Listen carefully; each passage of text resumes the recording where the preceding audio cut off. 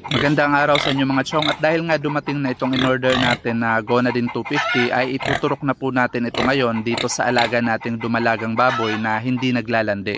Ayan, so ito po siya mga chong, bali 1 year and 1 month old na po ito siya, at nagkaroon kasi ito ng false pregnancy at mula po noon ay hindi na talaga siya naglandi ulit. Bali papakita lang po natin yung vulva niya bago po natin siya tuturukan ng Gonadin para makita po ninyo na talagang hindi po naglalandi itong alaga namin bago natin siya mabigyan itong gamot. Deep intramuscular injection pala yung pamamaraan ng pagtuturok nitong Gonadin 250 mga chong, kaya mahalaga na dapat yung mahabang karayom yung gagamitin natin, at least yung 1 inch mga chong, o kung meron kayong medyo mas mahaba pa, mas maganda po yun. Mahalaga po kasi na deep intramuscular injection yung pagtuturok natin nito sa mga alaga natin mga chong, para mas mabilis po ito ma-absorb ng katawan ng alaga natin. Bali 2 ml lang pala yung laman ng isang vial ng Gonadin 250 mga chong, at ituturok na po natin ito sa kanya lahat. Ayan, at na-aspirate na po natin itong gamot, at saktong 2 ml lang talaga ang laman ng isang vial. Dito sa bandang leeg pala natin ito ituturok mga chong. Pwede naman natin itong iturok doon sa pigi ng alaga nating baboy, pero ako mga chong, mas prefer ko po dito magturok sa leeg dahil dito ay mas marami po yung nerve ending at mas mabilis i-epekto yung gamot na ituturok natin sa kanya.